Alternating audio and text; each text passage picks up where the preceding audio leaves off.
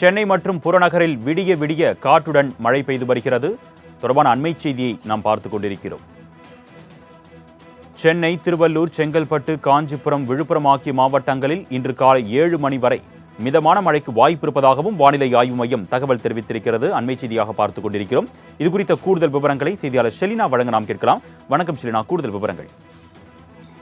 தென்மேற்கு வங்கக்கடலோர பகுதியில் காற்றழுத்த தாழ்வு பகுதி என்பது நிலை வரக்கூடிய நிலையில் அது தமிழகம் மற்றும் இலங்கை கடற்கரையை நோக்கி நகர்ந்து கொண்டிருக்கிறது. இந்த நிலையில் தமிழகத்தை பொறுத்தவரையிலும் அடுத்து வரக்கூடிய 5 தினங்களுக்கு லேசான முதல் மிதமான மழைக்கும் அதே போல கனமழைக்கு வாய்ப்பு இருக்கக்கூடும் என்று வானிலை ஆய்வு மையம் எச்சரிக்கை விடுக்கப்பட்டிருக்கிறது. இந்த நிலையில் குறிப்பாக நேற்று மாலையிலிருந்தே சென்னையை பொறுத்தவரையிலும் லேசான மழை என்பது பெய்து வந்தது. அதே போல நள்ளிரவில் சற்று கனமழையாக இருந்த நிலையில் தற்பொழுதும் லேசான மழை என்பது பெய்து வருகிறது.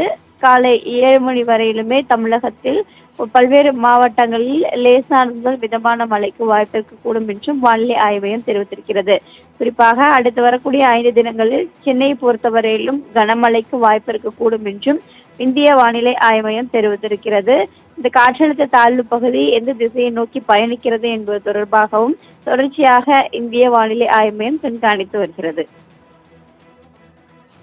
கூடுதல் விவரங்களுக்கு நன்றி ஷெலினா.